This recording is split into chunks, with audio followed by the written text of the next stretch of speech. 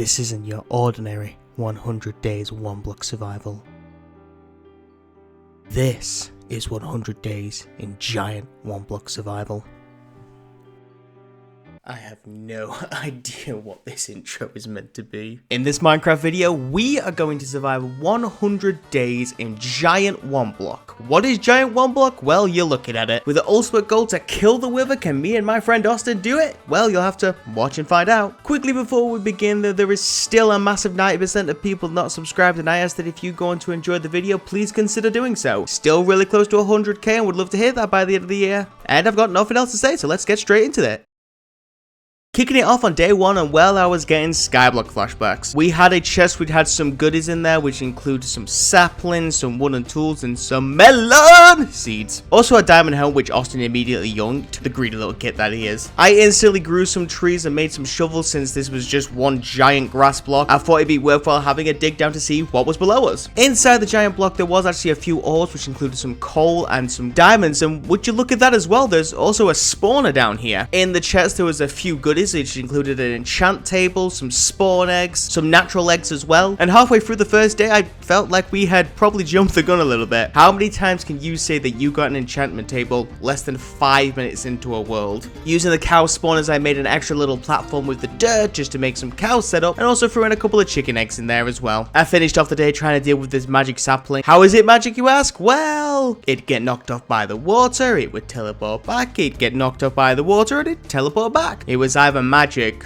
or trolling me, and I refuse to be trolled. On day 2, I made a diamond pickaxe. Since we already have an enchant table, I decided to speedrun the game by making a nether portal and pop straight in. It had a custom nether fortress which had a little bit of loot in. I decided to casually loot it all and then just leave. There's no reason to be in the nether with no armor this early into the game. We did, however, go straight back in there because Austin found an undercarriage to the nether fortress as well. We found a magma slime spawner but decided not to enter it, even though there was some delightful looking chests in there. I was able to get one of them where I was able to find some sheep spawner eggs, and then I just casually left again. It was also this time that we got our first melon. Nice. The animals casually escaped at one point, so we had to deal with that situation, and then we was able to make beds. Day 2, and we really was set up for the long haul. On day 3, Austin made a sign which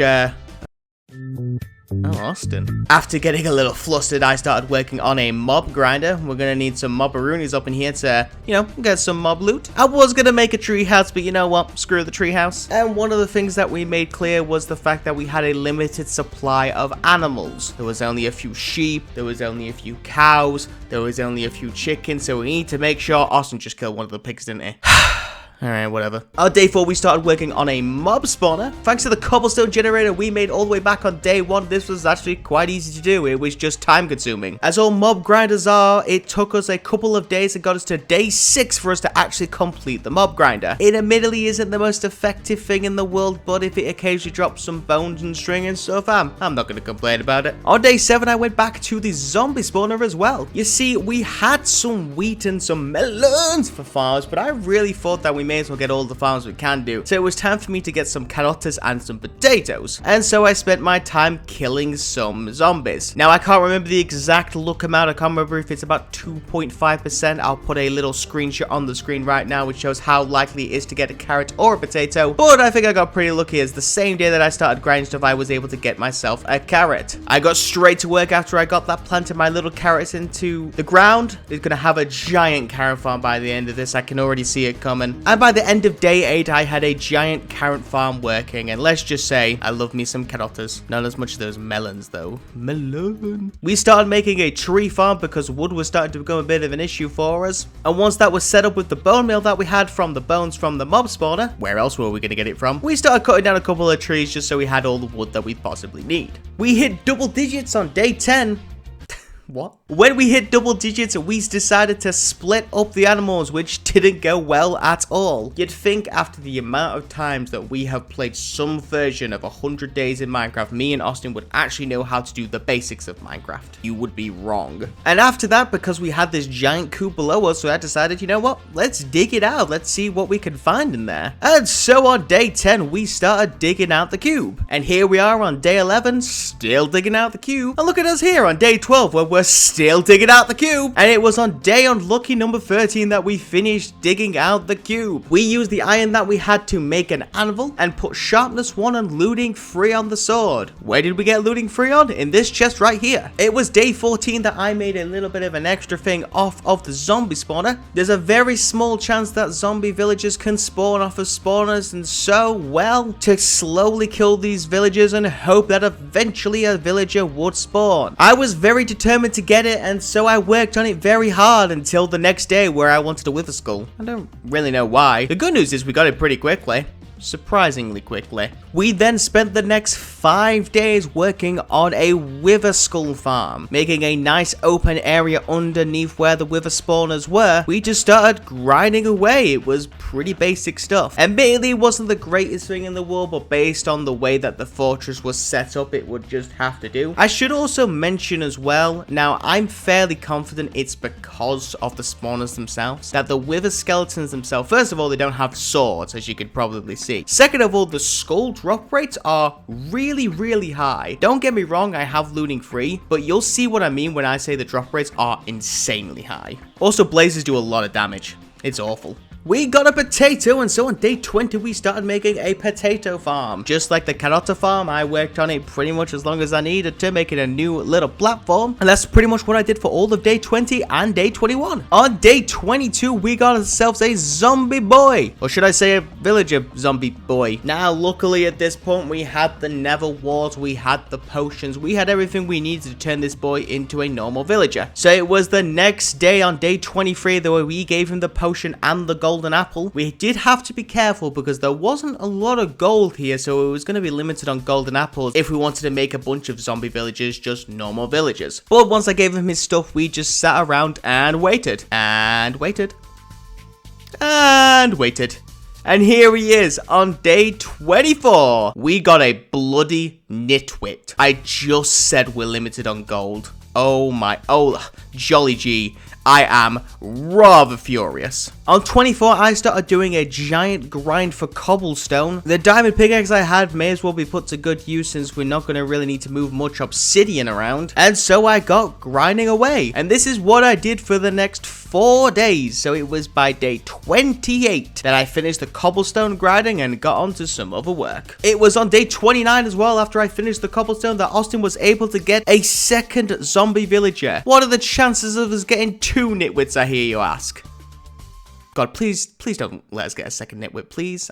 Please, pretty please. Luckily, we didn't. On day 30, we just got a normal villager, which we turned into a Fletcher and started doing some trades. Even though nitwits are mostly useless, we were still able to breed the villagers together. And thanks to the giant carrot and potato farms, we was able to just lather them full of carrots and potatoes. Also, we decided to name our villager Seabass. Sebastian, my friend, you are gonna be one of the greatest people. No, don't go into the nether, you nitwit! It's alright, we got him out. It only took a full day. Here we are on day 32, finally getting him out. Goddamn Seabass. Also, can we talk about the lag for a second? This was the first time we played on Austin's server and decided to go cheap. So can we all just point and laugh at Austin's terrible server? I know we do that a lot, but it's just really funny to point and laugh at him. On day 33, we went back to some wither skull grinding, and this is exactly what I mean when I say that the wither skull rates are insanely high. We killed a grand total of 5 wither skeletons and got 3 skulls. Wither skeletons have a drop rate of 2.5%, dropping a wither skeleton skull. However, because I have looting 3, that ups to 5.5%.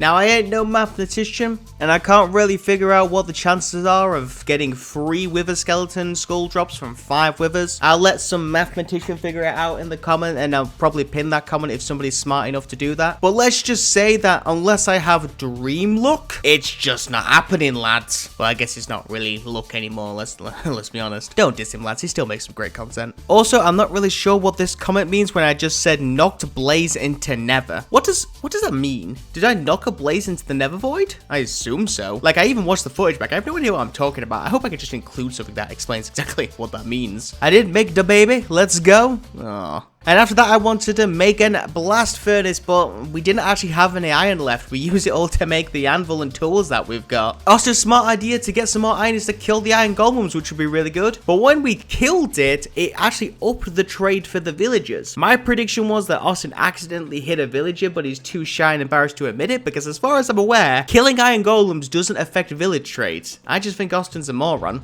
I bet Austin's a moron. I'd put money on Austin being a moron. I would guarantee, okay, that may be too far. We was basically just waiting for the babies to grow up. And so I decided to make a new platform with a bunch of wheat on it. And that pretty much took me all the way until the end of day 36. Just a giant amount of wheat added to the potato and the carrot farm. And well, we have every farm that we need. Especially if you include the sweet, juicy melons. I will never get tired of saying it like that. Thanks to the blast furnace, we was able to get an armorer boy, and we started trading away. Actually, now getting some armor. First things first, let's get some pants and boots for ourselves. We were starting to get some real armor up, and we spent all of 37 and 38 just trading away. We wanted a master armorer because it was really the only way we was going to get full diamond, and so we traded like our life depended on it. I should make a texture pack where I change the emeralds into like dollar bills, because then I can make a really stupid joke about potentially making it rain. That'd be really funny.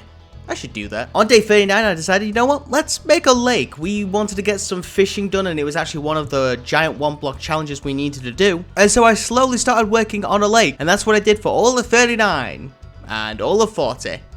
Did I finish on 41? Of course I didn't. But on 42, yeah, baby. It's going to be a great time when I get fishing with the lads and the boys. Me and Seabass are going to be like fishing away. Austin probably won't be invited. Which reminds me as well, Austin's going to be doing the same thing as me. What I mean is that uploading a video just like mine. So if you want to see his perspective and you want to support my friend, then why not go check out his video? I can't promise he'll be as attractive as me, but he definitely puts in just as much work. So, you know, go check him out. If anything, you can go to his comments and point and laugh at his terrible, terrible server. It was day 43 that we started working on an iron farm. It was just decided that we needed lots of iron, and so we got moving to the funky beat. As usual, these iron farms take absolutely forever. However, after making one on Skyblock in 1.17, basically more times than one man should ever actually make an iron farm, I know exactly what needs to be done. That being said, it still took a full week or 7 days to get this completed. It was day 50, and as far as I'm aware, this iron farm is fine. Just give us a couple of days and we'll be swimming in iron. Despite being a nitwit, Seabass managed to get the villagers to all escape. God damn it, Seabass. And once we contained all the villager nabs into their little area, we started fishing. Now, there's a lot of important things that we could do in this world. We could potentially make a more efficient iron farm. We could get a bunch of cobble and make the world nice and ginormous. We could make a really nice house. Or, and hear me out for a second, I could get a bunch of cats. And the main reason I can get a bunch of cats is because there's a bunch of cats running around. Now, yes, getting a bunch of cats isn't the most efficient thing in the world, but let me ask you a question. Do you have a bunch of cats? Because I do on day 51. Okay, it's only 3, but it's still my little clouder. I call him the clouder. I only got to use that joke once. Just let me have it, please. On day 52, I got even more cats. I was slowly turning into a crazy cat man. And I even started breeding them as well. Just look at them. They're adorable. Also, side note for a second, real talk. Minecraft's best feature is, and always will be, the fact that when you have a tamed cat and you go to sleep, that cat will climb on top of you and sleep with you. There is not a single Minecraft feature that is better. Even if you don't like cats, you have to admit that is great. On day 53, we went back to the iron farm and we realized that it just hasn't been working. It's almost like we could have checked a long time ago, but we didn't. And so we did a little bit of research to figure out why this could potentially be, with the most obvious answer being that the villages that we had were just way too close. And so using the stacks of cobble that we had saved up, we decided to make a platform far away from the giant 1-block to have as their little villager home. After all the platform was placed, it was day 56 where we started moving the villagers to their new little home. Now we had to do this using beds because unfortunately they wouldn't go there naturally. The beds were too far away, and because of that, this took all night, and it was a long night at that. On 57, we added a couple of more beds and gave a couple more carrots and taters. And we're gonna leave them to their work. We're gonna have a lot of villagers by the time that we come back here and have a look at what's going on. The good news is as well is that the iron farm was now working. And so when we need iron in the future, we are never gonna struggle for it. Good stuff. On 58, we started trading like madmen. It was pretty much trade all day and party all night because that is how I like to live my life. And every little thing is going to be alright. So come on, come on, come on. That's probably the first of many song references I'm going to make to trading, isn't it? Oh boy, here we go. Anyway, by the end of 60, we decided that it was time for us to finish the trading. We had some other stuff to do. That is until I saw the 3 stacks of iron that we got and decided to trade them as well. And it was by 62 that I got full diamond tools from trading as well. Who would have thought it would have been so easy to get diamond tools in a world that doesn't really have diamonds? Villagers are just way too OP, man. I can't believe how much they were buffed in the last update. I say last, I can't even say last anymore. I guess the last would be 1.70. Or would the last be 1. You know what, that doesn't matter. Let's move on. I finally bit the bullet and put on a diamond helmet. The wither skull that I have been wearing for so long just wasn't safe enough for me. This giant one block was a very dangerous place to live, I believe. However, that wither skull was not gonna go to waste. I decided to use it to make that cool banner and then make a cool shield. I don't really do shield art for the most part, but I felt like it was time that I actually did. And since I decided to waste a wither skull, Austin decided that he needed to be safe and go back to make sure that we could actually fight the wither at the end. And so he headed back to the nether to see if he can get a skull just to be safe. And within 5 minutes, he was able to get 2 more skulls. So like I say, the wither skulls probably broken the spawn rates thanks to the spawner. What did we do on day 64? Alright, here we go. Cut! Everybody there! Cut! I don't know what this video is meant to be. I feel like I've lost my mind doing this many 100 days, I'll be honest with you. On day 65, I went back to the nether because I decided that I wanted to have a quick look into the magma slime spawner. You see, the normal spawner had 2 chests, the nether fortress itself had 2 chests. Why would the magma slime only have 1? I only found the 1 in there, and when I'm having another look around, I found a second chest in there. We also made the decision to just destroy the magma slime spawner because there was legitimately no use for it. We're not really going to need fire res potions, and we can't think of anything else we'd need for it. And in that chest we found some jungle saplings, as well as a couple of cocoa beans. We was able to set up a cocoa bean farm and a couple of jungle trees for the world as well. After that, I think it was finally time for me to make a house. Every single time that me and Austin have played 100 days together, I've let him take all the limelight with his houses, and I have had enough. I wanted to prove that I'm just as good as a builder as him. So you know what, we're gonna play this fair. This is Austin's house in Skyblock, solid 7 out of 10 I'd say. And this is Austin's house in 1.17, 7.5, we'll be generous when we say 7.5, you know, that kind of thing. And so I know I had to match it, if not beat it. And so here we are on day 68 with my house that was clearly better than Austin's. Please tell me it is. I really need you to. I then got the cats in and, well, it was party time. I'm pretty sure this video is just me predicting my 30s. Alone in a house with another man with a bunch of cats. At least the cats will be cute. On day 69, nice. I really didn't do anything. Austin was with us skull grinding. I was just stood around. I just wanted to say 69. Come on, you guys know I'm a child. Here we are on day 70, and did I mention that the wither skulls were a little bit broken with the spawn rates? I'm not sure if I mentioned it, but in case you guys didn't notice or anything, the wither skull spawn rates, little bit broken. Well, since we have all the wither skulls and everything, it was time for us to start making a platform to fight the wither on. So it did require us to do a little bit more cobblestone grinding here, there, and well, everywhere. But by the end of 73, we officially finished the platform, which I dubbed the Wither Fight platform, because that's where we're gonna fight the wither on it. Thought that was pretty self-explanatory. I don't know about you guys. On day 74, I brewed up a couple of potions. You can never be too safe, especially because we don't have full netherite armor. We only have diamond. And before people ask, it's not really possible for us to get netherite armor. We really did try, but sad to say, it just wasn't meant to be. And it was 75 where it was time for us to fight the wither. Now, a long time ago in a galaxy far, far away, I was able to trade a bunch of arrows to make some harming potion, and my genius brain thought that's gonna do a lot of damage to the wither. Harming potion arrows, let's go. Now, I imagine my comment section is divided at this point, with the first half being, Daniel, you're a moron. Or the second half being, I mean, that doesn't sound like a bad idea, but there's a reason he's making a big deal about it. Did you know that harming arrows actually heal the wither? Because me and Austin didn't. And there was egg on our face in that moment. We was able to recover, though it was a lot more difficult than it should have been. We did have a bunch of arrows spare as it was. And so we was able to kill the wither on the same day with the same fight. And we was able to make a beacon. And now for the challenge that was really going to challenge us. Was we able to make a full powered beacon and get the achievement Beaconator? Is that what it's called? Beaconator? Now, there's a couple of ways we could have come about this. We could have thought of ways to improve our iron farm to get a full iron beacon. There was no way to get gold or diamond, so there's no way to do that. Or we could take fate into our own hand and get a full emerald beacon. Now, it's day 76, and there is a lot of trading to do. And so, let's play the song one more time. And then we got trading, and trading, and trading, and trading, and trading, and trading, and trading,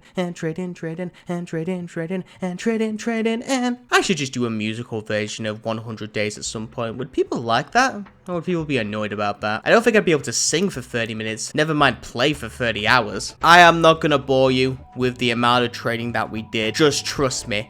Between the days of 76 all the way to 97, we spent our lives trading emeralds. I'm not going to pretend it was the funniest thing I've ever done. I'm not going to pretend that I'm ever going to do it again. What I am going to tell you is that we did it. And by the end of 97, we was able to get a full beacon made entirely of emerald blocks. And it has got to be one of the most tedious and repetitive things I've ever done in Minecraft. Never again, lads. Never again. It was the achievement of a lifetime to say that I made a full emerald beacon by trading over 20 days of Minecraft. On day 98, I decided to just fish a little more because I may as well get the cats, the clouder, I call them the clouder, up as strong as possible. And when I was able to breed them on day 99, me and Austin watched the sunset one last time, and Giant One Block has had 100 full days survived in it. In real talk though, I really enjoyed this and I hope you enjoyed it as well. Thanks for watching everybody. I hope you have a great rest of the day.